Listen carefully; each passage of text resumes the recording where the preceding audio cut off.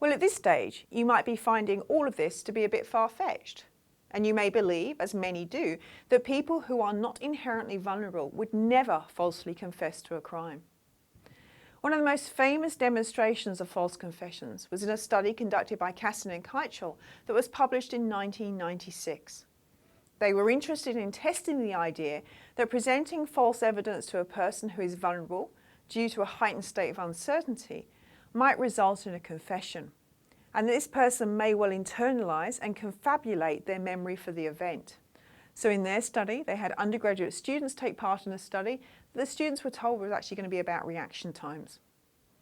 In each session, there were 2 apparent participants, but in reality, one of the apparent participants was actually a confederate of the experimenter, someone who was working with the experimenter. The participant and the confederate were asked to engage in a computer-based reaction time task. In the main task, the confederate was told to read aloud a list of letters, and the participant was to type these letters into a keyboard. After 3 minutes had passed, they were told that they would swap roles. Now, before the session began, participants were instructed on the proper use of the computer. They were warned not to press the Alt key positioned near the spacebar, because pressing this key would cause the program to crash and data to be lost. So in this study, at about 60 seconds into the task, the computer ceased to function, and the experimenter accused the participant of having pressed the forbidden Alt key. Now, all participants initially denied the charge, at which point the experimenter touched the keyboard and confirmed that the data had actually been lost. They then specifically asked the participant, "Did you hit the Alt key?" In this study, the vulnerability of the participant was varied by manipulating the participant's subjective sense of certainty of their own innocence. And this was done by varying the pace at which the letters were read out to the participant. They either had to keep up with the pace of a slow and relaxed metronome, where letters had to be typed in at the pace of 43 letters a minute, or with the pace of a fast and furious metronome, where letters had to be typed in at the pace of 67 letters per minute. The experimenter also varied the use of false incriminating evidence. So after the participant initially denied the charge, the experimenter turned to the confederate and said, "Did you see anything?" In the false witness conditions, the confederate admitted that they had seen the participant hit the Alt key that actually terminated the program. In the no witness condition, the same confederate simply said that they had not seen what had happened. Now, there were 3 key dependent measures. The first assessed compliance. Here the experimenter hand-wrote a standardised confession which read, "I hit the Alt key and caused the program to crash. Data were lost." They asked the participant to sign it with the promised consequence of a phone call from the principal investigator. If the participant initially refused this request, it was repeated a second time. To assess the second dependent measure, internalisation, the experimenters unobtrusively recorded the way that participants privately described what had happened. So, as the experimenter and participant left the lab, they were met in reception area by a waiting participant, who in fact was a second confederate who had heard the commotion. The experimenter explained that the session with this new alleged participant would actually need to be rescheduled, and then left the area to retrieve their appointment calendar. At this point, the second confederate turned to the real participant and said, "What happened?" The participant's reply was coded for whether or not he or she had unambiguously internalised guilt for what happened. So they said something like, "I hit the wrong button and ruined the whole program." And all of these responses were then coded by 2 raters who were actually blind to experimental condition. Finally, after the session appeared to be over, the experimenter reappeared and brought the participant back into the lab.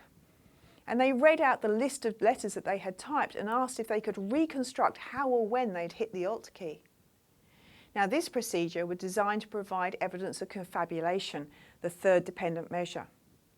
Here they were trying to see if participants could recall specific details to fit the allegation. So they said, "Yes, here, I hit it with the side of my hand right after you called out the A." After the experiment had truly finished, the participants were all fully and carefully debriefed about the true aim of the study. So what did the results show? Well, overall, 69% of the 75 participants signed the confession. 28% exhibited internalisation, and 9% confabulated details to support their false beliefs. These rates varied, however, as a function of the independent variables.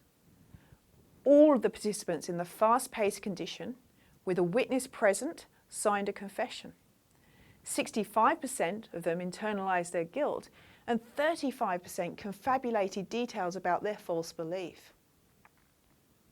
In contrast, in the slow-paced, no-witness condition, only 35% complied with a request to sign a confession. There's still 35%, and no one in this condition internalised or confabulated. The analyses indicated that the presence of a witness alone was sufficient to significantly increase the rates of compliant and internalised confessions, even in the low vulnerability conditions. Now, although this type of experiment has been immensely useful in identifying the causes of false confessions, there are some fairly obvious issues with this paradigm that were identified by Hassel and Cassin in 2012. The first is that the behaviour that's the focus of the confession is more of an alleged accident rather than a willful illegal action. Participants in this study may have actually been unsure whether they had committed the crime, whereas most people accused of a crime are convinced of their innocence or otherwise. The other problem is that by design, all the participants in this study were actually innocent, and so you cannot compare the actual rate of false confessions with the rate of true confession. Rossano and colleagues in 2005 developed an alternative way of looking at confessions to get around these issues. In their paradigm, participants work on a problem-solving activity while paired with a confederate, which was actually someone working with the experimenter. In this paradigm, the confederate gives the participants some assistance with the problems when the experimenter had explicitly said that no help was allowed.